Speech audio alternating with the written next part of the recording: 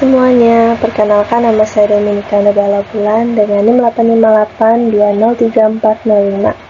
Saya dari Fakultas Keguruan dan Ilmu Pendidikan, Prodi PGSD, Universitas Terbuka PJJ Palangkaraya. Pada hari ini saya akan menjelaskan peran filsafat ilmu dalam memperkuat ilmu pendidikan. Bagaimana filsafat ilmu mengawasi dan memperkuat eksistensi keilmiahan serta nilai-nilai dalam ilmu pendidikan. Filsafat ilmu memiliki peran penting dalam ilmu pendidikan, karena filsafat ilmu berperan sebagai landasan dalam ilmu pendidikan melalui 3 aspek.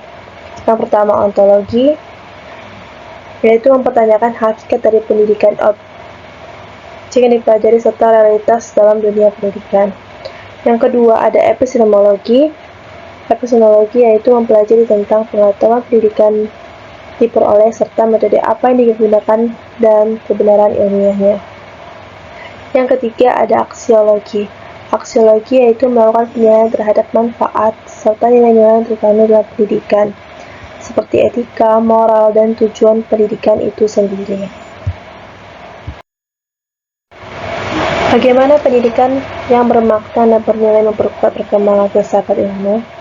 Pendidikan yang bermakna dan bernilai akan menghasilkan praktik pendidikan yang tidak hanya fokus pada transfer ilmu, tetapi juga pembentukan karakter dan pemikiran kritis. Dengan kata lain, hal tersebut dapat memperkuat filsafat ilmu.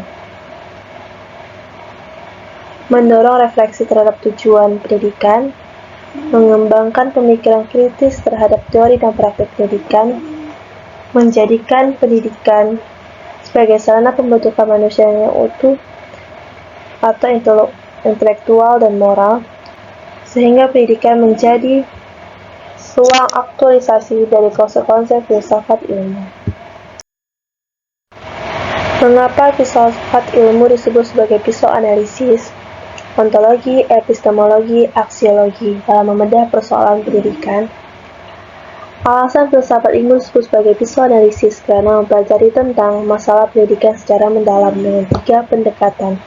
Yang pertama, ontologi, yaitu menganalisis hakikat masalah, contoh apa itu belajar. Yang kedua, ada epistemologi, mempelajari cara mendapatkan solusi, contoh jadi pembelajaran yang benar.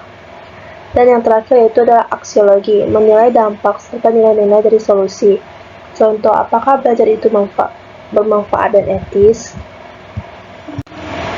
Contoh konkret penerapan filsafat ilmu dalam praktik pendidikan, misalnya dalam kebijakan kurikulum atau proses pembelajaran. Kebijakan kurikulum yaitu mempertimbangkan nilai atau aksiologi, isi materi atau ontologi, dan cara penyampaian epistemologi. Proses pembelajaran yaitu guru memilih metode pembelajaran yang aktif karena diyakini lebih efektif secara epistemologi serta bernilai bagi perkembangan siswa.